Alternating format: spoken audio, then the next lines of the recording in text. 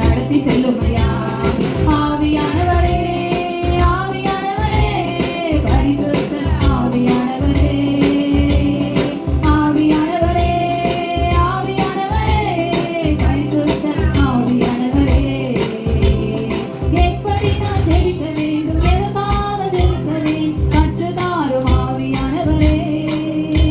நான் எதற்காக ஜெபிக்க வேண்டும், எப்படி நான் ஜெபிக்கிறேன் கற்றுத்தாரும் ஆவியானவரே.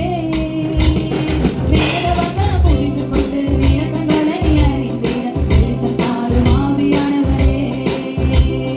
வேத வசனம் புரிந்து கொண்டு விளக்கங்களை அறிந்திட வெளிச்சம் தாரும் ஆவியானவரே. ஆவியானவரே ஆவியானவரே பரிசுத்த ஆவியானவரே. நீர் ஆவியானவரே ஆவியானவரே பரிசுத்த ஆவியானவரே. தேவனுக்கு கோடி கோடி ஸ்தோத்திரம். வாழ்வழிக்கும் இயேசு ராஜாவுக்கு வானாளெல்லாம் ஸ்தோத்திரம். ஜெயம் கொடுக்கும் தேவனுக்கு கோடி கோடி ஸ்தோத்திரம். வாழ்வழிக்கும் இயேசு ராஜாவுக்கு வானாளெல்லாம் ஸ்தோத்திரம். ஹல்லேலூயா ஹல்லேலூயா பாடுவேன் ஆனந்த துணியால் உயர்த்துவேன். ஹல்லேலூயா ஹல்லேலூயா பாடுவேன் ஆனந்த துணியால் உயர்த்துவேன். ஜெயம் கொடுக்கும் தேவனுக்கு கோடி கோடி ஸ்தோத்திரம். வாழ்வழிக்கும் இயேசு ராஜாவுக்கு வானாளெல்லாம் ஸ்தோத்திரம். நீதியின் கரத்தினால் தாங்கியே நடத்துவார். நீதியின் கரத்தினால் என்னை தாங்கியே நடத்துவார். கர்த்தரே என் பலன், எதற்குமே அஞ்சினேன். கர்த்தரே என் பலன், எதற்குமே அஞ்சினேன். ஜெயம் கொடுக்கும் தேவனுக்கு கோடி கோடி ஸ்தோத்திரம். வாழ்வழிக்கும் இயேசு ராஜாவுக்கு வாழ்நாளெல்லாம் ஸ்தோத்திரம். ஜெயம் கொடுக்கும் என் தேவனுக்கு கோடி கோடி ஸ்தோத்திரம். வாழ்வழிக்கும் இயேசு ராஜாவுக்கு வாழ்நாளெல்லாம் ஸ்தோத்திரம். நல்ல கிருபை வழுவாமல் காத்த சுத்த கிருபை. அக்கினியில் வேகாமல் காத்த கிருபை. தண்ணீரிலே மூழ்காமல் தாங்கும் கிருபை. வல்ல கிருபை நல்ல கிருபை வழுவாமல் காத்த சுத்த கிருபை. அக்கினியில் வேகாமல் காத்த கிருபை. தண்ணீரிலே மூழ்காமல் தாங்கும் கிருபை. உன் கிருபை என்னை தாங்கிடுதே. உன் கிருபை என்னை நடத்திடுதே. உன் கிருபை என்னை தாங்கிடுதே. உன் கிருபை என்னை நடத்திடுதே. ஹல்லே ஹல்லேலூயா ஹல்லே ஹல்லேலூயா ஹல்லே ஹல்லேலூயா ஹல்லே ஹல்லேலூயா. இயேசுவா வெந்து வெந்து போகாமல் கிருபை தாங்கினதே. என் மூடி கூட கருகாமல் புகை கூட அணுகாமல் கிருபை தாங்கினதே. இயேசுவா வெந்து வெந்து போகாமல் கிருபை தாங்கினதே. என் மூடி கூட கருகாமல் புகை கூட அணுகாமல் கிருபை தாங்கினதே.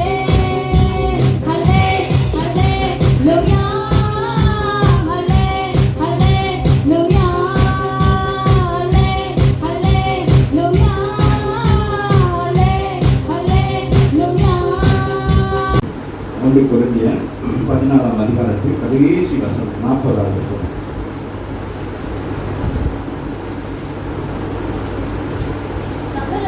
சகலமும் நல் ஒழுக்கமாகவும் செய்யப்படப்படும். பவுல் சொல்லுகிறார். ஆமே கொரிந்தியர் ஜனங்களுக்கு சொல்லுகிறார். ஆமென். கொரிந்தியர் பட்டினத்துக்கு இல்ல, கொரிந்தியர் சபைக்கு சொல்லுகிறார். ஆமென். இன்றைக்கு காலையில வந்திருக்கிற நமக்கும் சொல்லுகிறார். ஆமென். நம்முடைய எல்லாவற்றையும் இதில் பைபெக்ட் பண்ணுறது ஒவ்வொன்றையும். ஆமென். சபை மாத்திரமல்ல, ஆமென், சபைக்கு வருகிற நாமும் எப்படி இருக்கணும்?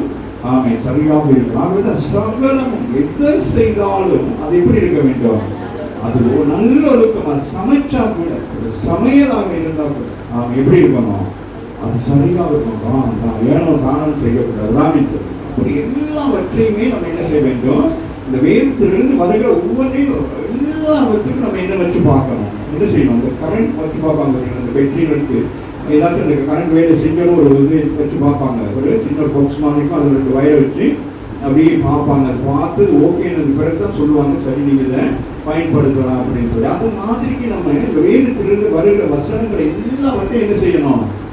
இந்த ட்ரெஸ் எடுக்க போறீங்களே, என்னது சாரிக்கு மெட்டீரியல், என்னது ப்ளவுஸ் எடுக்க போறீங்க, எப்படி போவீங்க? அந்த சாரியை கொண்டு போய் அது ஒன்றையா வச்சு பாருங்க. இன்னைக்கு அப்படிதான் செய்ய போறேன். இன்னைக்கு என்ன செய்யணும்? எல்லாத்தையும் வச்சு மேட்சிங் பக்கத்துல பார்த்து சொல்லுங்க. இன்னைக்கு மேட்சிங் பண்ண போறோம் ராமின்னு சொல்லுங்க. அப்போதான் நமக்கு என்னது லைஃப்ல ஒரு இன்ட்ரெஸ்டிங்கா இருக்கும். நாம ஏதோ ஒன்றை போட்டு அப்படியெல்லாம் செய்ய முடியாது இல்லையா? ஒரு பச்சை சாரி வாங்கினா அதுக்கு என்ன செய்யணும்? ஒரு லைட் பச்சை ப்ளவுஸ் இல்லைன்னா டார்க் போட்டு அப்படிதானே சொல்லுங்க. அப்படிதான் கூட நான் அப்படிதான் பார்த்தேன், போட்டு செட்டப் பண்ணி தான் போட்டு வந்தேன் ராமின்னு சொல்லுங்க. ஆகவே சகலம்னு சொல்றாங்க. கொரிந்தியர் பட்டினத்துக்கு சொல்றாரு.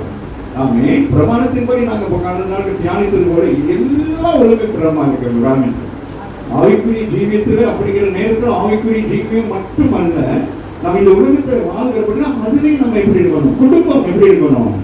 குடும்பம் நடத்துறது எப்படி இருக்கணும்? சாதத்துல ஒழுங்குக்கிரமாக, நல் ஒழுக்கமாகவும் கிரமமாக இருக்க வேண்டும். ஒரு வீடு எப்படி இருக்க வேண்டும்? ஒரு கிச்சன் எப்படி இருக்க வேண்டும்? ஒரு பெட்ரூம் எப்படி இருக்க வேண்டும்? வேற என்னது? ஒரு டைனிங் ரூம் எப்படி இருக்க வேண்டும்? ஒரு சிட்டிங் ரூம் எப்படி இருக்கும்? வீட்டு இது எல்லாவற்றையும் நம்ம என்ன செய்ய வேண்டும்? நம்ம கவனித்து பார்த்து கொண்டே இருக்கோம். ராமிக்கு இந்த குளிர்ச்சியான வேலையில ஆண்டவர் வந்து என்ன செய்யறான்? ஏதேன் தோட்டத்தை வந்து பார்க்கிறார். ராமிக்கு அவர்கள் என்ன செய்து கொண்டிருக்கிறார்? அதுபோல ஆண்டவர் நீங்க நினைக்க கூடாது. ஆண்டவர் நம்ம எப்பொழுதும் கண்ணோக்கி பார்த்து கொண்டே இருக்கிறோம். ராமிக்கு அப்போ நாகரிகங்கள், நம்மளுடைய நடை உடை பாவனைகள் எல்லாவற்றையும் கவனிக்க வேண்டும். ஏன்னா நீங்க ஒரு சந்ததி, அடுத்த ஒரு சந்ததி வளர்ந்து கொண்டிருக்கிறது. ஆமாங்க, நீங்க என்ன செய்கிறீர்களோ அதுதான் உங்க பிள்ளைகள் செய்யும், அடுத்த சந்ததிகள் செய்யும். ஆமாவே இல்லை. இப்போ எங்களுடைய பெற்றோர்கள் எங்களுக்கு என்ன கற்றுக் கொடுத்தாங்களோ அதை தான் நாங்கள் என்ன செய்வோம்? அதை நாங்கள் செய்வோம். அந்த ஜீன் வேற என்ன செய்யும்? எங்களோடு இருந்து சில காரியங்கள் நமக்கு செயல்படும். ஆமாவே இல்லையா? அப்போ பெட்ரூம்னா அதில் எப்படி நம்ம இருப்போம்? ஒரு பெட்ரூம்ல ஆமே ஹஸ்பண்ட் அண்ட் ஒய்ஃப்னா எப்படி இருப்பாங்க? ஆமீன். அது பிள்ளைகள் இருந்தால் எப்படி இருப்பாங்க?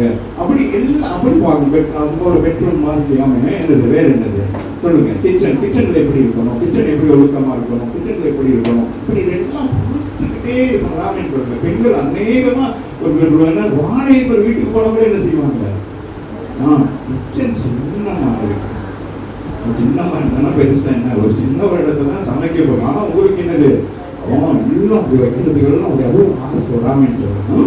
அப்படி அதை ரசிக்கணும். ராமின் நீங்க ரசிச்சீங்கன்னா தான் குறைபடாமல் இருக்கும். ராமின் எதையுமே நாங்கள் நம்முடைய வாழ்க்கையில் என்ன செய்ய வேண்டும்?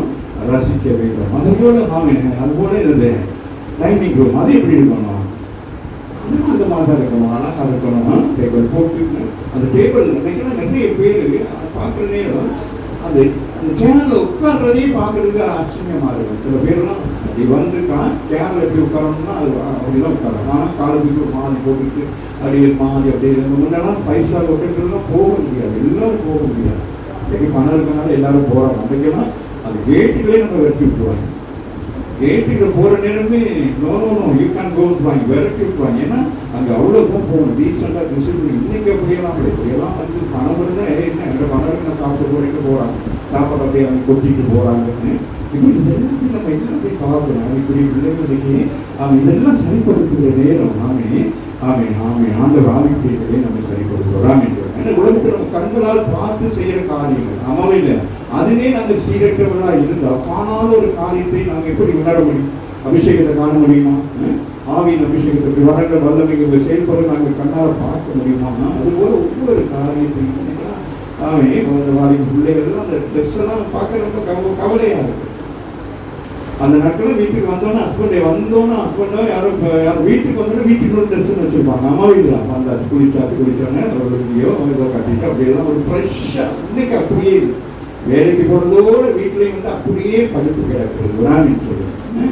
அதே ஒரு கூட அடுத்த நாள் எழும்பி ஓடுது. இன்னைக்கு அநேக வீட்டில் இன்னைக்கு ஆண்கள் வீட்டில் எத்தனை வீட்டில் லுங்கி இருக்கு நமக்கு தெரியல. ஒரு 4-5-6 லுங்கி வச்சுருக்கோம் விராமின்னு. வீட்டுக்கு வந்தோன்னே ட்ரெஸ் என்ன குளிச்சுட்டு வேணா ட்ரெஸ் பார்த்து நம்ம ஃப்ரீயாக இருக்கிறோம் விராமின்னு. சிஸ்டர் மகளாக இருக்கணும். எல்லாமே நம்ம என்ன செய்ய வேண்டும்? சகலமும் எப்படி இருக்கணும்? நான் ஒழுக்கமாகவும் கிரமமாக இருக்க வேண்டும். இப்போ நைட்டியை போட்டு பகையில் போய் இருக்கக்கூடாது விராமின்னு சொல்லி இப்படி பல காரியங்கள் சொல்லிக்கிட்டே போன பிரசங்கத்துக்கு வராது. இப்படி நம்ம ஒழுங்குபடுத்தி சீர்படுத்த வேண்டும் விராமின்னு சொல்லணும்.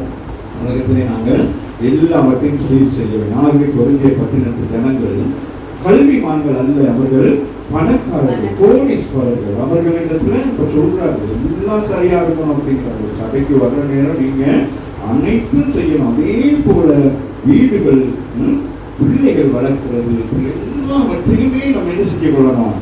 எல்லாவற்றையும் நல்ல ஒழுக்கமாக அழகாக சொல்றாங்க. ஒழுக்கம் அப்படிங்கிறாங்க. ஒழுக்கங்கள் குறைக்கி போச்சு. இருக்கும் வீட்டிலலாம் போனால் கால் மேல கால் போட்டு உட்கார்றது, பெரியவங்களை மதிக்கிறது இல்லை, அந்த மாதிரி சில காரியங்கள்னு அவங்க இன்னைக்கெல்லாம் சில நேரங்கள் பிள்ளைகள் என்ன செய்யறாங்க? என்ன சாப்பாடுன்னு வந்து கிச்சனில் கேட்குறாங்க. சாப்பாடுன்னு டக்குன்னு என்ன செய்யறாங்க? ஃபோன் எடுத்து அது அம்மா அப்பாவுக்கு பெருமைங்க ஃபுல்லாக ஓடு பண்ணி சாப்பிடுவோம். ஃபோன் எடுத்து ஒரே அதிகமாக அடிக்கணும் தலையில் ராமின். அன்னைக்கெல்லாம் எதிர்ப்பு எல்லாரும் கூடி இருந்து சாப்பிட்டோம், எதுனாலும் சகிச்சு கொண்டோம். அதனால அந்த காலம் நம்ம சொன்ன இந்த காலத்தில் உள்ளவங்களுக்கு கஷ்டமாக தான் இருக்கும். ஆனால் ஏன் இந்த காலம் போய் மாறதுக்கு காரணம், இந்த இடைப்பட்ட காலத்தில் வாழ்ந்த நம்முடைய வாழ்க்கை சரித்திரம் மாற்றப்பட்டபடினால் அடுத்த சந்ததிகள் என்ன சொல்லிட்டாங்க? அவங்க அதை சரியாக கெச்சப் பண்ண முடியலாம் சொல்லுங்க. நம்ம பழைய ஆட்களெல்லாம் எப்படியெல்லாம் ஒரு காரியங்கள்லாம் செய்வாங்க. காலையில் எழுந்துவாங்க, அம்மாவுக்கு போவாங்க, தண்ணி போடுவாங்க, அப்படி வருவாங்க, சாப்பிடுவாங்க. அப்படி 22 hours கூட எனக்கு கேட்டு மக்கள் இருக்காது என்ன நாங்கள் ப்ரேயர் பண்ணிட்டு படுத்துருவோம். ஒரு நாள் படுக்கக்கூடாது. ஜெபம் பண்ணி முடிச்சதுக்கு பிறகு ஒர்க் அவுட் பண்ணிடணும். ஆமாவா இல்லையா? ஜெபம் பண்ணி தூங்கிட்டு திருப்பி எழுமணிங்கன்னா அந்த ஜெபம் அந்த தூக்கத்துக்கு முன்னாலே போயிடும். அதுக்கு பிறகு ஜெபம் பண்ணி முடிச்சோன்னா என்ன செஞ்சிடணும்? ஸ்டார்டிங் எதா இருக்கோ அந்த செய்யணும். பைபிள் வாசிக்கணும், இல்லை ஏதாச்சும் செஞ்சு அந்த நாளை நீங்கள் என்ன செஞ்சிடணும்? அந்த தூக்கத்துக்கு வரக்கூடாது. ராமின்னு சொல்லுங்க. அந்த தூக்கம் என்னத்தை கொண்டு வந்துடும்? சோர்வை, பலவீனத்தை, எரிச்சலை. அப்புறமேல அந்த அதுக்கு கொஞ்ச நேரம் அதை பாருங்க, அந்த இடையில கொஞ்ச நேரம் தூங்கிட்டு எழுப்பணும்னா நமக்கு தந்திரமா வந்து என்ன செய்யலாம்? அவன் எப்படி நம்மளை சதி பண்ணி கொண்டே இருக்கும். ஆகவேதான் பவுல் சொல்லுகிறார், சகலமும் நல்ல ஒழுக்கமாகவும். அதுக்கு என்ன செய்ய வேண்டும் என்று சொல்லி 1 கொரிந்தியர் 14-15 வாசிப்போமானால் அங்கே சொல்லப்படுகிறது என்ன? ஆவியோடு நாங்கள் படிக்க போறோம். நம்ம ஆவியோடு தான் என்ன செய்ய வேண்டும்? விண்ணப்பம் பண்ண வேண்டும். ராமின்னு சொல்லுங்க. ஜெபம் பண்ணு பெருசு இல்லை. அந்த ஜெபத்துக்கு முன்பதாக என்ன செய்யணும்? உங்களை நெறிப்படுத்திக் கொள்ளணும், உங்களை ஒழுங்குபடுத்திக் கொள்ளணும். நீங்க அதை ஒழுக்கமாக செய்ய வேண்டும். ஜெபம் என்பது ஒரு சாதாரண விஷயம் அல்ல. காலையில் எழுப்பி அதற்கு உங்களை ஆயத்தப்படுத்திக் கொண்டுதான் என்ன செய்யணும்? ஒருத்தருக்கு பேச போறோம். இப்போ மோசத்துல சொல்றாரு, ஆண்டவர் நீ போய் பார்வோன்ல பேசு அப்படின்னு. அவன் சொல்றது, நான் யாரு? நான் திக்குவாயன் அப்படின்னு சொல்றாரு. திக்குவாயன் அவர் படித்தவர், எப்படியே என்னது எகிப்தில் படித்தவர், சகல ஞானம் அறிந்தவர். ஆனால் அவர் என்ன சொல்லுகிறாரு? என்னது இந்த காரியத்தில் என்ன செய்ய வேண்டும்? சரியாக சொல்ல வேண்டும். ராமின்னு சொல்லு ஒரு விஷயத்த ஒரு சில பேருக்கு ஒரு விஷயத்த சொன்னோம்னா என்ன செய்வாங்க? பாதி மொழி போட்டு பாதி தான் போய் சொல்லுவாங்க. ஆமாவே இல்லை. அதனால சொல்றாருன்னா ராஜாவிடத்திலே போயிட்டு நாங்கள் பேசுவதற்கு நான் தகுதி இல்லைங்கிறது தான் அவர் சொல்றாரு. இருக்கிற ராஜாவுக்கே போயிட்டு பேசுறதுக்கு பயந்தா அந்த தேவனிடத்தில் எவ்வளவு கவனமாக இருக்கு. ஆகவே சொல்லுகிறார்,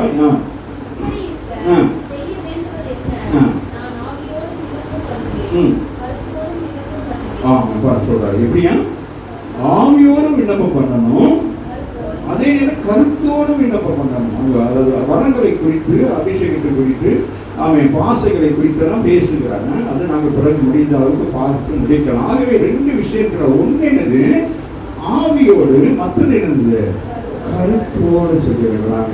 அதுதான் சொல்றாரு. நீங்க ஆவியோடும் கருத்தோடு செய்கிறது தான் சொல்றாரு. நீங்க சக்கரம் எப்படி இருக்கணும், ஆவியில் சொல்லிட்டு கண்ட மாதிரி சில பேர் என்ன செஞ்சுவாங்க, ஆவியில நிரப்பன்னு சொல்லி குதிச்சு என்னென்னமா சொல்லி ரகல பண்ணிடுவாங்க. அப்படி அல்ல, கருத்தோடு இருக்கிறது ராமன் சொல்லி அதுதான் சொல்லிருக்காங்க. யோவான் 4:23 வாசிப்போமானால் வாசிக்கிறேன். இயேசு என்ன சொல்றார், சமாரிய ஸ்திரியை பார்த்து சொல்லுறாரு, ஆவியோடும் உண்மையோடும். ஆமை ஆவிக்குரிய சபை எப்படி இருக்க வேண்டும், எப்ப நீங்க ஜெபிக்க போனாலும் எப்படி அந்த ஆவியோடு ஜெபிக்க வேண்டும். இரண்டாவது என்னது, உண்மையோடு ஜெபிக்க வேண்டும். அதுதான் மிக முக்கியம். ஆண்டவரிடத்துல போய் நிற்கிற பொழுது நீங்கள் எப்படி இருக்க வேண்டும், ஆவியானவர். ஆமை உங்களுக்கு கொடுத்திருக்கிற ஆவிதான் உங்களை அவரை இணைக்கும். ஆமின்னு சொல்லுங்க. அதுதான் உங்களையும் ஆண்டவரை இணைக்கிறதாக இருக்கும். நம்ம ஆவி இல்லாம போயிட்டு ஆண்டவரிடத்துல என்ன செய்ய முடியாது. ஆமை நம்ம ஜெபிக்க முடியாம அல்ல. ஆனால் ஆவியின் அபிஷேகம் பண்ணப்பட்டவர்கள் அந்த பரிசுத்த ஆவியானவரை முன்வைத்து நீங்கள் ஒரு காரியத்தை செய்கிற பொழுது அப்போ அது இலகுவாக இருக்கும். அம்மாவே இல்லை. இப்போ ஒரு போன் வச்சிருக்கீங்க, இந்த போன்ல சார்ஜ் கம்மியாகிட்டே என்ன சொல்லுவீங்க, நீங்க ஒருத்தர் பேசிட்டே இருக்கீங்க, சார்ஜ் கம்மியாகிட்டே என்ன சொல்லுவீங்க, என்ன சொல்லுவீங்க சார்ஜ் போய்க்கிட்டாங்க கம்மியா இருக்குமான வச்சுக்கிறேன் அப்படின்னீங்க. அம்மாவே இல்லையா? இன்னைக்கு நிறைய பேர் என்ன செய்யுங்க, சார்ஜரை போட்டுக்கிட்டு பண்ணுங்க. அது என்னைக்கு காது போக போகுதோ தெரியல, என்னைக்கு பண்ணு போக போகுது. எவ்வளவு பேருக்கு சொன்னாலும் சில பேருக்கு விளக்க மாட்டேங்குது. அதுவே ஏற்கனவே அது என்னது, அது அந்த நெட் கனெக்ஷன் அதெல்லாம் இருக்கிறதுனால அது என்னது, அது பவராக தான் இருக்குது. அப்போ அந்த கரண்ட் ரெண்டும் சேர்ந்தவங்க என்ன ஆயிடும், ரொம்ப கவனமாக இருக்கு. ஆனால் இங்கே சொல்லப்படுகிறது நீங்கள் எப்படி இருக்கணும்னா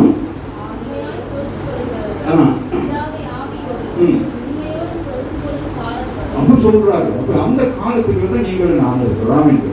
இயேசு கிறிஸ்துடைய காலத்துல நாமே பரிசேயர் இவர்களாம் பிரமாணத்தின் படியும் தேவ ஆலயத்துல போயிட்டு என்ன செய்தார்கள், இந்த காரியங்கள்லாம் செய்தார்கள். ஆனால் இயேசு அந்த ஸ்திரியை பார்த்து பேசுகிற பொழுது அவர் சொல்லுகிறார், வாசிக்க மகன், ஆமா உண்மையாக கடைசி நாட்கள்ல உண்மையாக தொழுது கொள்கிறவங்க எப்படி தொழுது கொள்வாங்கன்னா ஆவியோடும் உண்மையோடும். ஆமை நம்ம ஆவின் அபிஷேகத்தோடு தான் பிதாவோடு நீங்க பேச வேண்டும் என்பதற்காக தான் பரிசுத்த ஆவியானவரை இந்த பூமிக்கு ஆண்டவர் அனுப்பினாராம் என்று அவர் கனெக்ட் பண்ணுவாராம் என்று பிதாவாகிய தேவனுக்கும் உங்களுக்கும் அதுதான் ரோமரில் சொல்லப்படுகிறது. அவர் பெருமூச்சுகளோடு கூட என்ன செய்வாராம், அவர் பெருமூச்சுகளோடு அவர் ஒரு ஓரம் உட்கார்ந்தார். உங்களுக்குள்ளே இருந்துதான் அவர் என்ன செய்வார், ஆமாம் பெருமூச்சுகளோடு. அதாவது உங்களால உங்க என்னதுன்னு ஜெபிக்க முடியாத ஒரு சூழ்நிலைகளிலே அவர் என்ன செய்வார், ஆமாம் அந்த மாதிரி நேரங்களில் தான் சில பேர் என்ன செய்வாங்க, ஆன்மீக பாஷைகளில் பேசுவாங்க. ஆமியானவர் உங்களுக்கு அந்த பலனை கொடுப்பார்கள் என்று சொல்லுங்க. ஆகவே இங்கே நாங்கள் பார்க்கிறோம். அகவாசி மகன்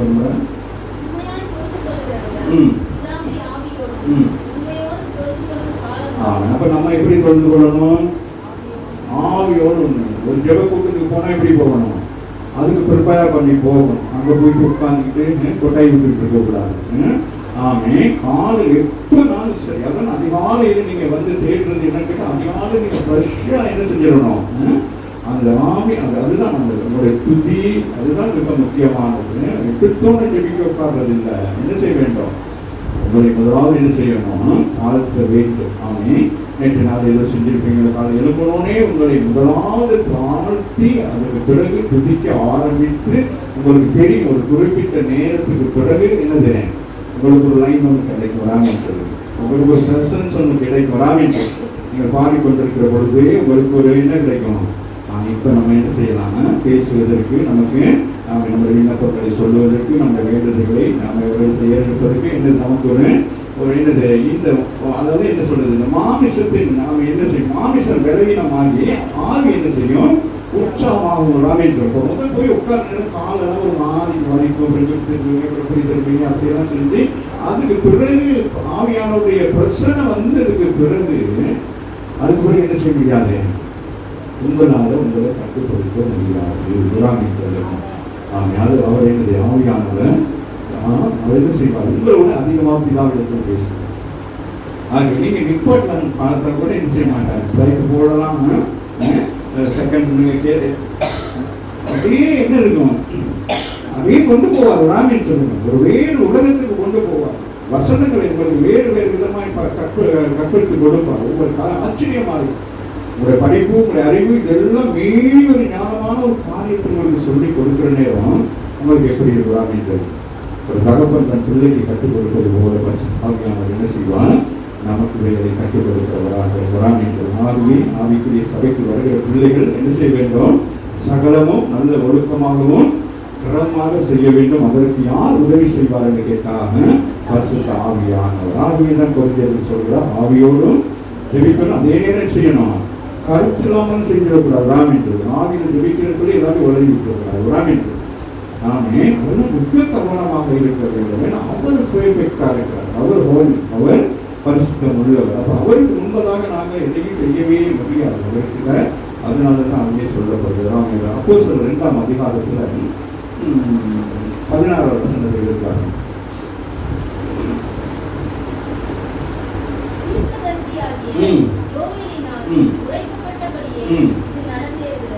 இங்கே பவுல் என்ன பேதுரு என்ன செய்கிறார், அந்த பெந்தெகோஸ்து நாளிலே நாம யாரும் பற்பல பாஷைகளெல்லாம் பேசின பொழுது பல தேசங்களில் வந்த ஜனங்கள் இதை பார்த்தவர்களை என்ன செஞ்சாங்க, அவமானப்படுத்தினார்கள். இது என்ன காலையிலே 9 மணிக்கு எல்லாம் போட்டிங்கெல்லாம் மது இதில் போய் எல்லாம் என்னவோ பேசிட்டு உடறிட்டு கிடக்குறீங்க அப்படின்னு சொல்லிட்டு பேசணும்னா டக்குன்னு பவுல் அங்கே நிற்கிற எல்லாம் 11 சீசனுக்கு மத்தியில் ஒரு எளிமை நின்று சொல்லுகிறார், நாம தீர்க்கதரிசியாக யோவேலினால் உரைக்கப்பட்டபடியே என்று சொல்லுவோம். இது நடக்கிறது அப்படின்னு சொல்லி. அப்போ யோவேல்னா யார், அந்த தீர்க்கதரிசி என்ன சொன்னாலும் சொல்லிட்டு நம்ம பார்த்தா தான் நமக்கு இதோடைய இதெல்லாம் நமக்கு தெரியும். ஆகவே நீங்கள் எடுத்துக்கொள்ளலாமா, யோவேல் புத்தகத்துல என்ன சொல்லப்படுது அப்படின்னு சொல்லிட்டு நாங்கள் பார்க்கலாம். பார்த்தா நமக்கு நம்ம என்ன நிலையில் இருக்கிறோம்னு தெரியும். நம்மவே யோவேல் புத்தகத்துல 2வது அதிகாரத்தில் 27 வாசிப்போம்.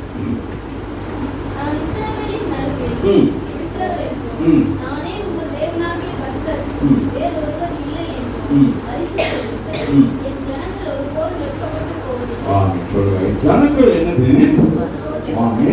அவர்களோடு கூட இருக்கிறார். நம்மவே இல்லையா, இஸ்ரவேல் ஜனங்களுக்கு அங்கே சொன்ன வாக்கு தத்தம் தான் அந்த வாக்கு தத்தம். அதை தொடர்ந்து வாசிக்கிறது. அதற்கு பின்பு நான் மாமிசமானவர் யாவரும் மேலும் என் ஆவியை ஊற்றுவேன் என்று சொல்லுகிறார்.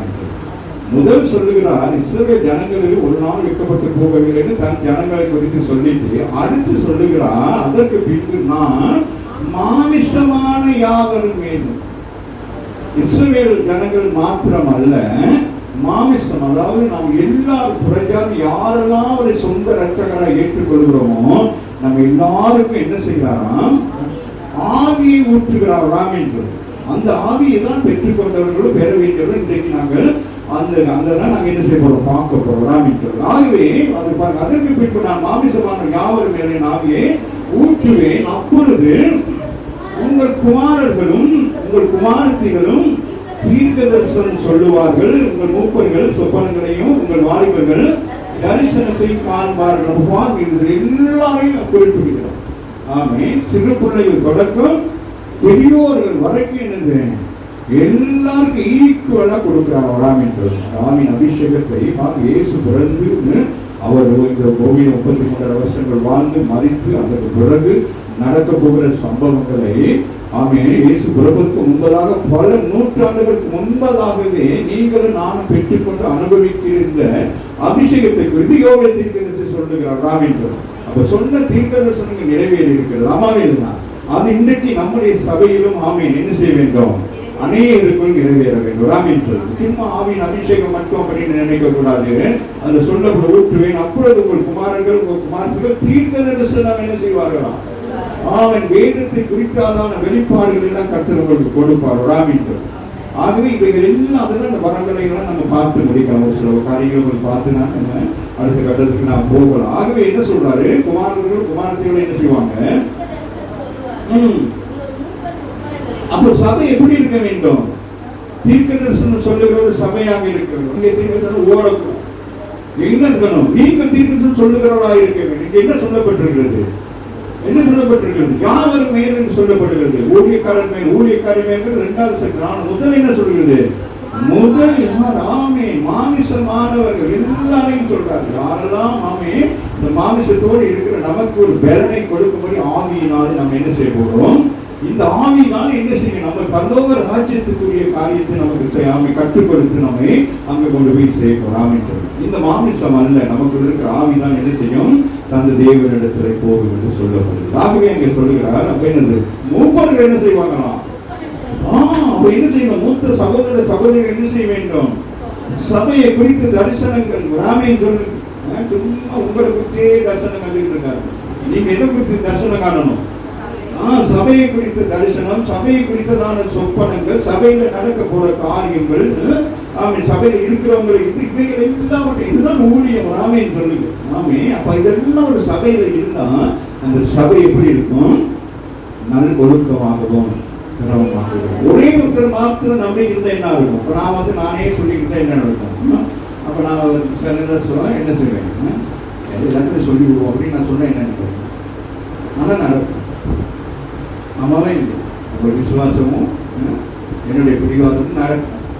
அது நடக்கும் நடக்கும் நடக்கும். அதுக்கு பிறகு நான் வழி தவறி போய் நான் நடப்பேன். எனக்கு உதவி செய்யக்கூடியவர் வேறொருவர் வந்து அதை நடப்பிப்பார். நீங்களும் விழுந்துருவீங்க, நானும் விழுந்துருவேன்.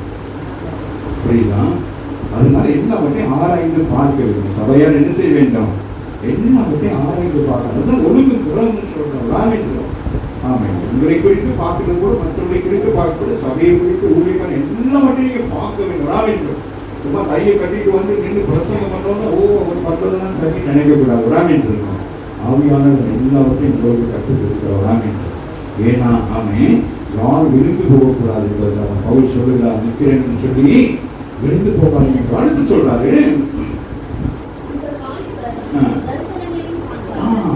வாடி பசங்களை என்ன செய்யணும்? தரிசனம் அப்படின்னா என்னது? ஆமே யாரு? யோசேப்பை போல என்ன செய்ய வேண்டும்? சொப்பனங்கள். ஆமே தானியலை போல என்ன செய்யணும்? பெயரை வந்து தானியல், யோசேப்பு, முருகேசன் வைக்கக்கூடாது. ராமின்னு சொல்லுங்க. இவர்கள் எல்லாம் என்ன செய்யணும்? பற்றிகளா கொண்டு வரணும். ஒரு சபையானது என்ன செய்ய வேண்டும்? ஆமீன். ஒவ்வொரு மாதத்திலையும் அபிஷேக கூட்டம் நடத்தப்பட வேண்டும். அந்நிய பாஷை பேச இப்படி எல்லாம் உங்களுக்கு ட்ரெயினப் கொடுத்து கொண்டே இருக்கணும். ராமின் சொல்லுங்க. இவைகள் எல்லாம் இல்லாம என்னைக்கோ ஒரு நாள் நடத்தினா நீங்கள் என்னைக்கோ அல்ல அந்த நாட்கள்லாம் ஜனங்கள் என்ன செய்வார்கள்? என்ன செய்வாங்க? ஒரு கூட்டம், ஒரு பரிசுத்த கூட்டம் நடக்குது, ஒரு அபிஷேக கூட்டம்னா ஜனங்கள் முந்தி அடிச்சுட்டு ஓடுற காலம்லாம் போய் இன்னைக்கு அவன் என்ன சைலண்டா இருக்கிறோம். அவாவே இல்லையா? அவருடைய ஊழியம் தடைபடவில்லை, அவருடைய ஊழியம் நிற்கவில்லை. அது நடந்து கொண்டுதான் இருக்கு. நம்ம நடக்கணுங்கிறதுக்காக, நம்ம ஓடணுங்கிறதுக்காக எதுவுமே நடக்காது. அவர் செய்ய வேண்டிய வேலைகளை செய்து கொண்டிருக்கிறார் என்று நாம தான் என்ன செய்ய வேண்டும்? இவைகளுக்கு ஆயத்தமாக இருக்கிறோம். அடுத்து சொல்லுகிறார், ஊழியக்காரர் மேலும் அதை யார் கூத்துறாராம்? அதை யார் கூத்துறாரு? எல்லாரும் கூத்திடுறார். குராமின் சொல்லுங்க. அதற்கு பிறகு ஊழியக்காரர்கள் குராமின் ஊழியக்காரர் ஊழியம் செய்வதற்கு ஊழியக்காரர்களுக்கு என்னது? இன்னும் கொஞ்சம் விசேஷமான சில கிருபைகளை கொடுக்கிறார். ஏன்னா அவங்க ஊழியம் செய்கிறவர்கள் குராமின். அவர்களை என்ன செய்கிறார்கள்? இவர்களை ஆவியின் அபிஷேகம் பண்ணப்பட்டிருக்கிற சபையாரை நடத்துவதற்குரிய என்ன செய்வார்? நடத்துதலை கொடுக்கிறார். வரங்கள் 9 வரங்கள் இருக்கிறது. ஆமாவே இல்லையா? 9 வரங்களும் வித்தியாசமானதாக இருக்கிறது. பரிசுத்த ஆவியானவர் ஒருவராக இருக்கு. ஆனால் வித்தியாசமான முறையில் என்ன செய்வான்? அவை நடத்துவதற்கு, இவர்களுக்கு நடத்துவதற்குரிய ஒரு அபிஷேகத்தை கொடுப்பார். நீங்கள் கீழ்ப்படிந்து நடப்பதற்கு ஒரு அபிஷேகத்தை கொடுப்பார். ஆகவே நீங்கள் நானும் என்ன செய்ய வேண்டும்? மழை பெய்ய பரவாயில்ல, வெளியில தான் மழை பெய்ய போகிறது. ஆமாவே இல்லைன்னா உள்ளுக்கு அதை விட பெரிய மழை பெய்ய போகுது. அது அடையாளம் தான் அந்த மலை. அதனால அந்த மலையை பார்த்து யோசிக்காதீங்க, அந்த மலையை பார்த்து சொல்லுங்க, அதை விட ஒரு பெரிய மலையை மேல பெரிய போகிறது. அப்ப தீர்க்கதரிசியான யோவேல் தீர்க்கதரிசி சொன்ன காரியத்தை நாங்கள் அதை பார்த்தோம். லூக்கா 24:49 வாசிங்க.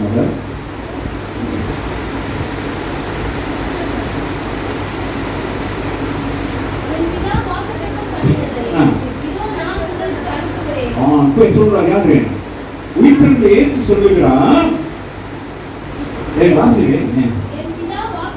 என் பிதா வாக்குத்தத்தம் பண்ணினதை இதோ நான் உங்களுக்கு அப்படி சொல்லுகிறார். வாக்குத்தத்தம் பண்ணியிருக்கிறார். யாரு? பிதாவாகிய தேவன் என்ன செய்திருக்கிறாரு? வாக்குத்தத்தம் பண்ணதுதான் அபிஷேகம் வராமன்னு சொல்லுங்க. வாக்குத்தத்தம் பண்ணதான் அந்நிய பாஷைகள், வாக்குத்தத்தம் பண்ணப்பட்டதான் வரங்கள் வல்லமைகள். அப்ப ஆண்டவர் சொல்லுகிறார், என் பிதா யோவேல் மூலமாக என்ன செய்திருக்கிறாரு? இவர்களை சொல்லி இருக்கிறார். ஆகவே இதை நிறைவேற்ற வேண்டும். ஆகவே வாசிங்களேன். என் பிதா வாக்குத்தத்தம் பண்ணினதை இதோ நான் உங்களுக்கு அனுப்புகிறேன். இப்ப சொல்ற நான் என்ன செய்ய போறேன்? நான் வீட்டில் இருந்து இப்ப நான் என்ன செய்யணும்? இந்த உங்களுக்கு அனுப்புகிறேன் சொல்றார். ராமன் சொல்லுங்க. நீங்களோ உன்னதத்திலிருந்து வரும் பலனாய் கற்பிக்கப்படும் வரைக்கும் எருசலேம் நகரத்தில் இருங்கள் என்றார். எங்கேயும் போகக்கூடாது. நீங்க எல்லாம் என்ன செய்யணும்? அதை பெற்றுக்கொள்ளும் வரைக்கும் நீங்க என்ன செய்ய வேண்டும்? எருசலேமிலே காத்திருக்க வேண்டும். பெற்றுக்கொள்ளும் வரைக்கும் நீங்க என்ன செய்ய வேண்டும்? சபையில இருந்து நீங்க 5 மணினாலும் என்ன செய்யக்கூடாது? போகக்கூடாது. ராமின் சொல்லுங்க. 6 மணினாலும் போகக்கூடாது. ராமின் சொல்லுங்க. பெற்றுக்கொண்டுதான் போக வேண்டும். ராமின் சொல்லுங்க. ஒரு நகை கடையில் இன்னைக்கு எல்லாரும் ஒரு பவன் நகை தரேன் அப்படின்னு சொன்னா நீங்க என்ன செய்வீங்க? கடை 3 வரைக்கும் என்ன செய்வீங்க? முடிஞ்சு போனா கூட என்ன செய்வீங்க? என்ன கொடுக்குறான்னு அதை விட மேலான ஒன்றை நாமே ஆண்டவர் சொன்ன அது இயேசு சொல்லுகிறவரான் இதா சொல்லி இருக்கிறான். அதை நான் உங்களுக்கு கொடுக்க போகிறேன். நீங்க என்ன செய்யக்கூடாது? அசதியா இருக்கக்கூடாது. நீங்க என்ன செய்யணும்? அதை பெற்றுக்கொள்ள வேண்டும் என்று சொல்லுகிறார். எத்தனை பேர் இன்னைக்கு அந்த விசுவாசத்தோட வந்திருக்கு? பெற்றுக்கொண்டவர்கள் என்ன செய்ய போகணும்? என்ன செய்யணும்? என்ன செய்யணும்? பெற்றுக்கொள்ள என்ன செய்யணும்? அதுதான் ஆராய்ச்சி பார்க்கணும். ஆமே எனக்கு கொஞ்ச நாள் செஞ்சுட்டா ஆமே தங்கமா இருந்தா கூட கொஞ்ச நாள் செஞ்சுட்டா என்ன ஆகிடும்? அதுக்கு வேலையை காட்டிடும். ஆமாவே இல்லையா? அதை என்ன செய்யணும்? என்ன செய்யணும்? சரி என்ன பண்ணணும்? அதை திருப்பி கொண்டு போய் கொடுத்து ஏன்னா தனி தங்கத்தினால என்ன செய்ய மாட்டாங்க? நகை செய்ய மாட்டாங்க. என்ன செய்வாங்க? அதோட என்ன செய்வாங்க? சேதாரம் சொல்லி சேர்க்கிறாங்க. அது என்னது? செம்பு. நீங்க போட்டிருக்க நகையில முக்கால்வாசி என்னது? உங்களுக்கு சேதாரம் பிரியணும்னு நீங்க போயிட்டு செய்யறதுக்கு என்ன? அது என்னது? செம்பை கூடுதலாக போட்டு அங்கே நம்ம ஒரு இதாகாதபடிக்கு என்ன செஞ்சாங்க? மிக்சிங்கில் அதை இது பண்ணிட்டு ஈக்குவல் பண்ணிடுறாங்க. செம்பு விலைக்கும் தங்க விலைக்கும் என்னது? நிறைய டிஃபரன்ஸ் இருக்கு. ஆனால் என்ன செஞ்சுறாங்க? ஈக்குவல் பண்ணிட்டு உங்களுக்கு என்னது? சேதாரம் இல்லாமல் கொடுக்குறோம் அப்படின்னா நீங்கள் வாங்கி இன்னொருத்தனை வாங்க சொல்லி நீங்கள் நஷ்டமாகி அவங்க நஷ்டமாகிடுது. வராமின்னு சொல்லுங்க. ஆகவே நம்ம அந்த தங்கமா இருந்தா கூட அதுக்கு என்ன தேவையா இருக்கிறது? அதை சரி பண்றதுக்கு என்னது? செம்பு தேவைப்படுது. அதுபோல இந்த மாமிச சரீரத்தை நாம சரிப்படுத்துறதுக்கு ஆவியானவர் நமக்கு தேவையாக இருக்கிறார். ஆகவே அப்போஸ்தலர் 1ஆம் அதிகாரத்துல 13-14 வாசிக்கிறோம். அவர்கள் அங்கே வந்தபோது இந்த சம்பவம் நடந்த பிறகு ஆண்டவர் எடுத்துக்கொள்ளப்படுகிறார். இவங்க எல்லாரும் பார்த்துக்கிட்டே இருக்கிறாங்க. எல்லாம் எடுத்துக்கொள்ளப்பட்டு போயிட்டாங்க. ஆமா இல்லையா? இப்ப என்ன செய்யறாங்க? அவர்கள்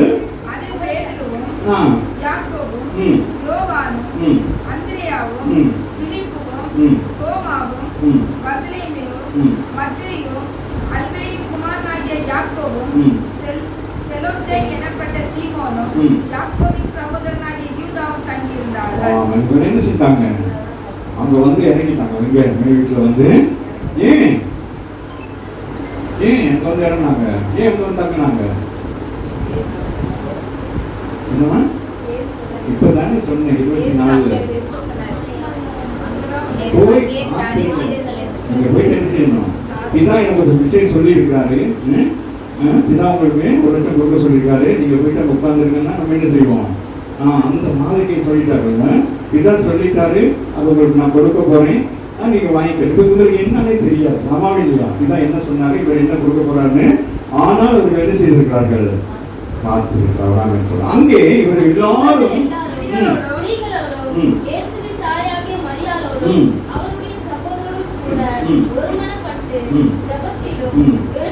வேண்டுதலிலும் கரங்களை பற்றி தேவனை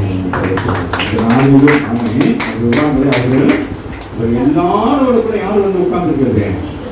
இயேசுடைய தாயாரையே மரியாதை அபிஷேகத்தை பெற வந்திருக்கிறாங்க. இப்ப அனைவரும் யோசிக்கலாம், அவங்க யாரு? இயேசுடைய தாயார் அப்படிங்கிறதால அவங்களுக்கு செப்பரேட் ஆகலாம். மம்மி நீங்க வாங்க, உங்களுக்கு செப்பரேட்டா கொடுக்குறோம் அப்படியா? இல்ல, மாமிசமானவர் யாருமே மரியாதை வயிற்றிலே இயேசு பிறந்திருந்தாலும் அது பரிசுத்த ஆவியானுடைய ஒரு சம்பவம் அம்மாவே இல்லையா.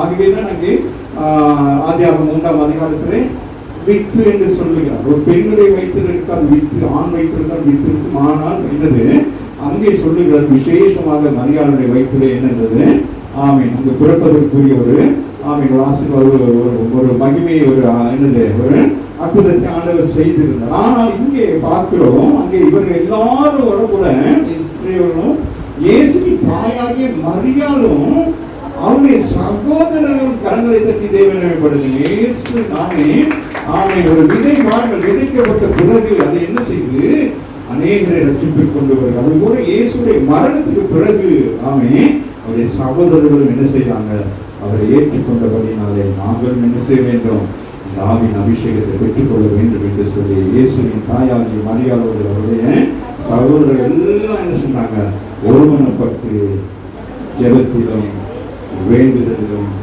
தரித்திருந்தார்கள். எல்லாம் எப்படி இருக்கிறது, எப்படி இருக்கு, சகலமும் நல்லொழுக்கமாக கிரமமாக இருக்கிறது. ஆவிக்குரிய சபை, ஆவிக்குரிய பிள்ளைகள் எல்லாவற்றிலும் எப்படி இருக்கணும், உங்களை என்ன செய்யக்கூடாது, உலகத்து காரியத்திலும் உங்களை யாரும் என்ன செய்யக்கூடாது, கை நீட்டிடக்கூடாது.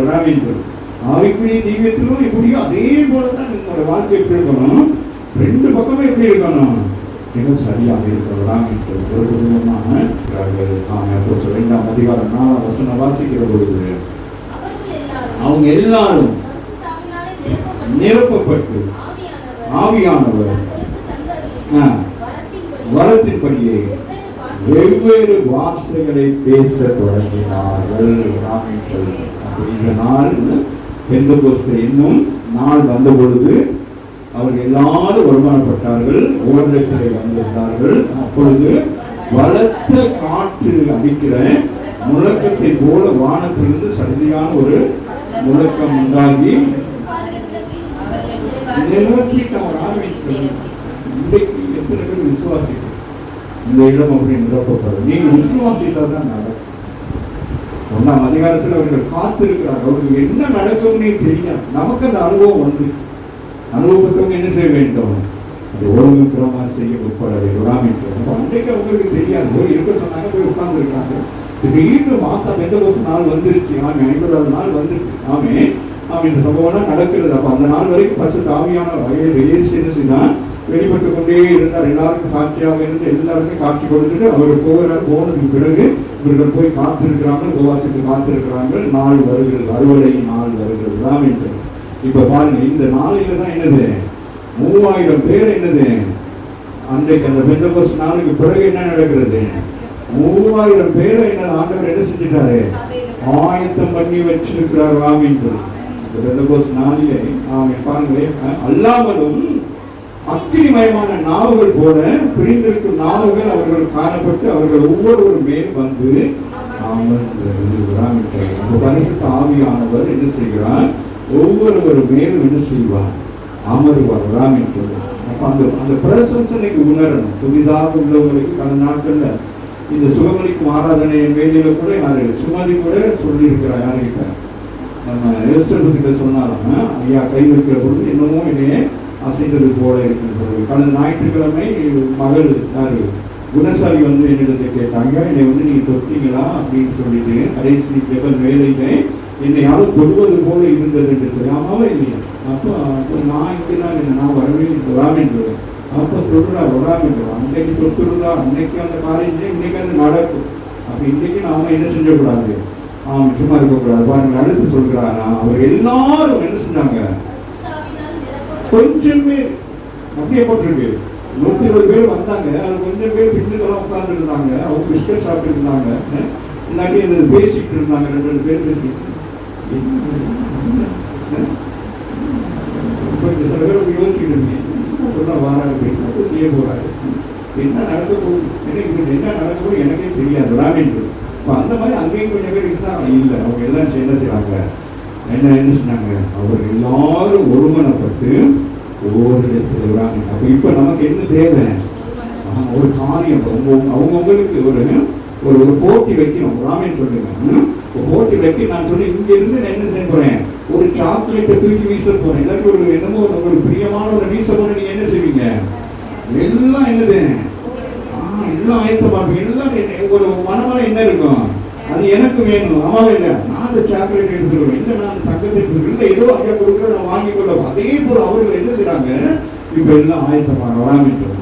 ஒரு ஒலிம்பிக் அப்படிங்கிற நேரம் அதை வர்றாங்க, பல நாடுகளிலிருந்து வராங்க. ஆனா எல்லாருடைய இருந்தது, எல்லாரும் என்ன யோசிச்சுக்கிறாங்க, இந்த மேடம் நாம இருக்கிறோம் வராமிட்டோம். இப்ப இன்னைக்கு நீங்க வந்திருக்கிறவங்க, நான் விதவிதமா இருக்கிறேன், எனக்கு வியாதியா இருக்கு, நான் ஒழுங்கா சபைக்கு வர மாட்டேன், எனக்கு பைபிள் வாசிக்க தெரியாதுன்னு இந்த சாக்கு புகழும் சொல்லக்கூடாது. ராமின்றது இன்னும் நான் ரசிக்கப்படுறது, இப்போ கொஞ்ச நாள் தான் சபைக்கு வரேன், எனக்கு கொடுப்பாரா, இது ரேஷன் கார்டு அல்ல, உங்களுக்கு ஆதார் கார்டு, இது எல்லாருக்கும் மாமிசமானவர் யாவரும் மேல் நாம இந்த வசனங்கள் எல்லாம் நாம கோர்த்து எடுக்கிற பொழுது ஆவியானவர் நாம பேசி இருந்தார்னா அது உங்களுக்கு அது நடக்கலாம். அப்ப நீங்க தான் பிரயாசப்பட வேண்டும். ஆமாவே இல்லையா? அப்ப இந்த நேரத்தில் நாம என்ன செய்ய போறோம், பிரயாசப்பட்டாதான் என்ன செய்ய முடியும். அது ஒவ்வொருத்தருக்கும் ஒரு அனுபவம் இருக்கும், அதுதான் மிக முக்கியம். அதுதான் ரொம்ப கவனமாக நீங்க என்ன பார்க்கிறேன் பாருங்களேன், அல்லாமலும் அக்கினிமயமான நாவுகள் போல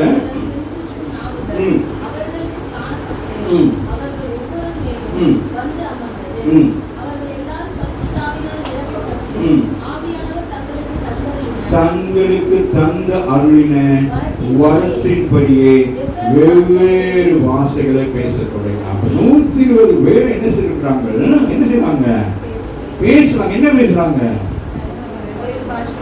என்னமா?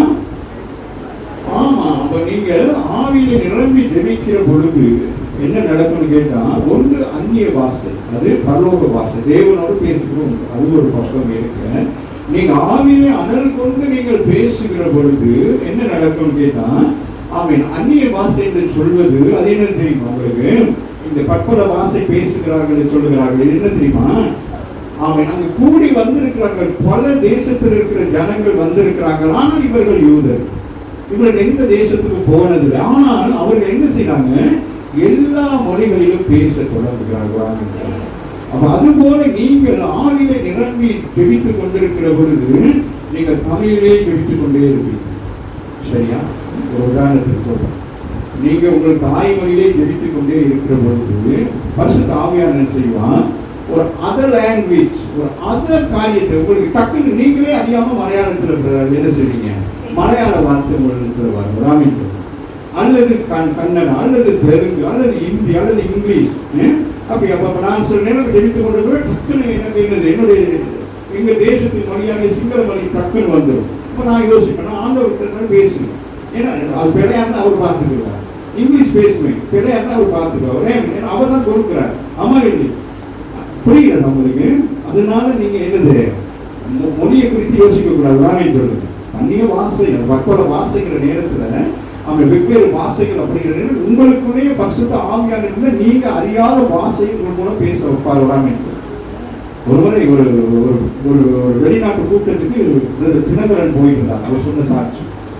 அப்ப அவர் போய் ஒரு இடத்துல பிரசங்கம் பண்ணி கொண்டிருக்கிற அவருடைய பிரசங்கத்தை டிரான்ஸ்லேஷன் பண்ணுகிற மனுஷன் தவறு தவறாகவே சொல்லி கொண்டிருக்கிற போது பக்கம் அவரை நிறுத்த சொல்லிட்டு அந்த பாஷையில தினகரன் பேச ஆரம்பித்தாங்க.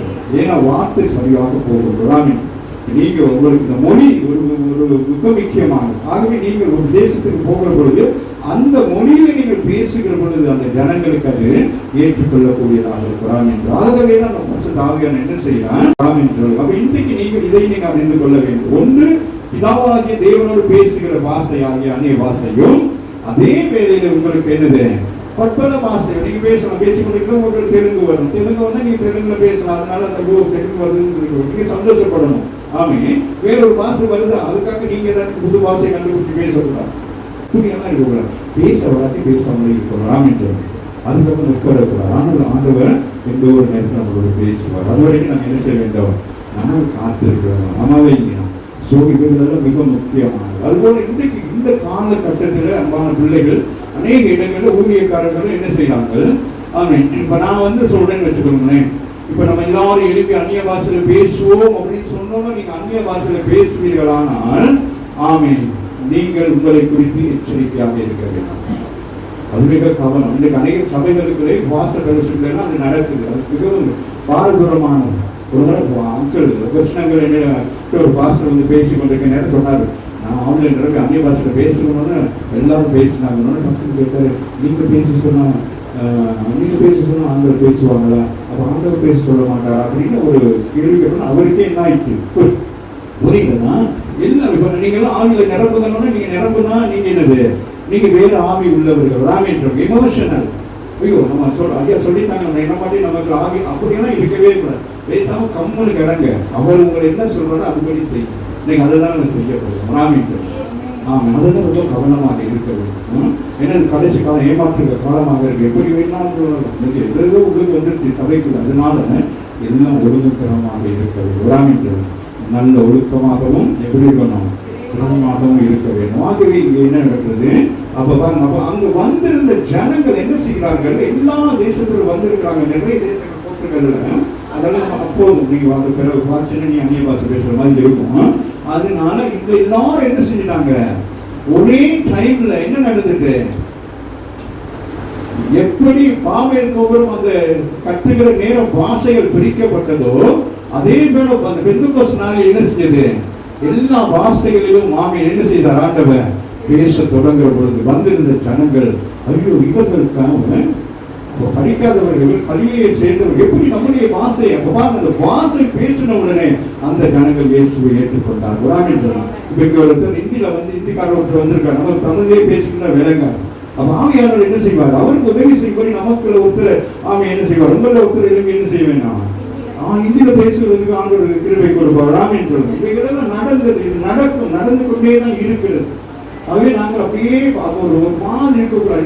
இது எக்காலத்துக்குள்ள புத்தகம், இதுல எல்லா நேரத்திலும் நீங்க எடுக்கிறீங்கன்னா அந்த நேரத்து புத்தகம் எல்லாம் செயல்பட்டு கொண்டிருக்கும். ஆகவே அங்கே நாங்கள் பார்க்கிறோம், அவர்கள் அவங்க பற்பல பாஷைகளை பேசுகிற பொழுது வந்திருந்திருக்காங்க. அதுதான் என்ன நடந்தது, இந்த சுவிசேஷம் ஆமே அங்கங்க அன்றைக்கு வந்த ஜனங்கள் அங்கங்க போய் ஏற்றுக்கொண்டு ஆண்டவரை தொழுது கொண்டிருக்கிற பொழுதுதான் ஆமே பவுல் போன்ற பேதுரு போன்றவர்களை ஆண்டவர் என்ன செய்யலாம் தேசங்களுக்கு அனுப்பினார். ஆகவே தான் பவுல் ஆமை பிரயாணமாக போய் எங்கெல்லாம் சபைகள் ஆரம்பிக்கப்பட்டதோ அங்கே போய் சுவிசேஷம் அறிவித்து ஆமை அங்கே அவர்களுக்கு அநேக ஞானஸ்தானம் கொடுத்தார்கள். அதே போல பவுல் என்ன செய்தார், ஞானஸ்தானம் பெற்றவர்களை பார்த்து கேட்கிறார், நீங்கள் என்ன ஞானஸ்தானம் பெற்றீர்கள்னா அவங்க என்ன சொல்றாங்க, யோவானுடைய ஞானஸ்தானம் பெற்றோம் அப்படின்னா அவருக்கு மேல் கைகளை வைக்கிற பொழுது அவர்கள் அபிஷேகம் பண்ணப்படுகிறது குறித்து நாங்கள் பார்க்கிறோம். ஆகவே இன்றைக்கு நமக்கு அப்படிப்பட்ட 2 தீமோத்தேயு 1:5 வாசிக்கமாக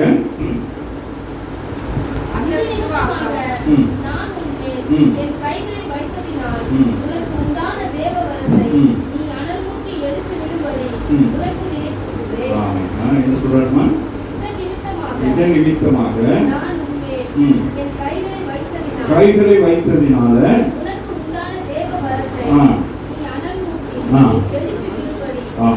அங்கே பவுல் சொல்லுகிறாங்க.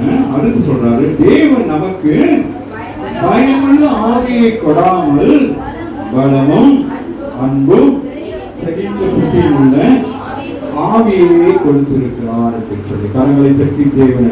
ஆகவே இங்கே பார்க்கிறோம், அங்க என்ன நடக்குது, பவுல் சொல்லுகிறார், நான் என்ன செய்றேன், உன் மேல கைகளை வைத்த பொழுது உண்டான என்னது தேவ வரத்தை நீ அனல் மூட்டும்படிக்கு என்ன செய்யணும், நினைப்பூட்டுகிறேன் என்று சொல்லுகிறார். ஆகவே அங்கே பார்க்கிறோம். அடுத்து வாசிங்க, அப்போஸ்தலர் 8:17 வாசிங்க.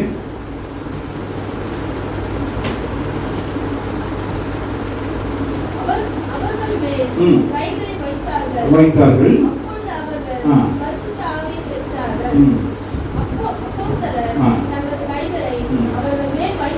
வைத்ததினால் போதும். அப்ப பாருங்க, கைகளை வைத்த பொழுது என்ன நடக்குது, பரிசுத்த ஆவியை பெற்றுக் கொள்கிறாங்க. 6:6 என்ன சொல்லுது,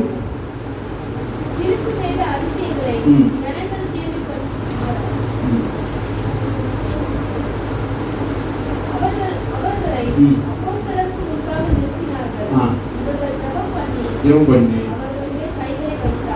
நம்ம கைகளை வைக்கிற பொழுதும் என்னது அபிஷேகம் வரும். ராமேன் சொல்லு, நான் ஆண்டவரை ஏற்றுக்கொண்டு ஞானஸ்தானம் பெறுவதற்கு முன்பதாகவே யாரோ ஒரு பாஸ்டர் இந்தியாவிலிருந்து வந்து ஒரு வீட்டு கூட்டத்தில் என் மேலே கைகள் வைத்தவர்களும் அபிஷேகத்தை பெற்றுக் கொண்டேன். எனக்கு அபிஷேகம் என்னன்னு தெரியாது, ஆனால் ஒரு தொடுதல் என்னை மாற்றினது. அதுக்கு பிறகு காலத்துக்கு பிறகு அப்புறம் ஏற்றுக்கொண்டு அதுக்கு பிறகு நாமே ரசிக்கப்பட்டு ஞானஸ்தானம் பெற்று அதுக்கு பிறகு ஊழியத்துக்கு நான் வந்தேன். ஆகவே அப்போஸ்தலர் 10ஆம் அதிகாரத்தின் கடைசி பகுதியில் பார்த்தீங்கன்னா அங்கே பேர் பிரசங்கிக்கிற பொழுது அநேகர் என்ன செய்த வார்த்தை கேட்டு என்ன செய்தார்கள், அபிஷேகம் பண்ணப்படுறாங்க. அவங்க எல்லாரும் அந்நிய பாஷை பேசுனாங்க, அபிஷேகம் பண்ணப்படுறாங்க. அதனால இது இது டோட்டலியா யோகத்துக்கு சொன்னது போல மாம்சமானவர் யாவருமே இயேசு ஏற்றுக்கொள்ளும் எல்லாருக்கும் அது நடக்கிறது. அப்போஸ்தலர் 13:3 என்ன சொல்லுமா?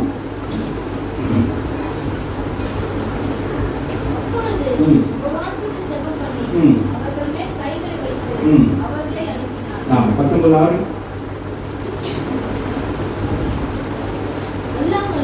பவுல் அவர்கள் மேல் கைகளை வைத்தபோது பரிசுத்த ஆவி அவர்கள் மேல் வந்தார். அது முதல் இதை கேட்டபோது அப்பொழுது பவுல் ரோமான் தனக்கு அனுப்பின தனக்கு பின் வருகிறவராகிய கிறிஸ்து இயேசுவில் விசுவாசிகளாய் இருக்க வேண்டும் என்று ஜனங்களுக்கு சொல்லி மனம் திரும்புதலுக்கு ஏற்ற ஞானஸ்தானத்தை கொடுத்தானே என்றார்.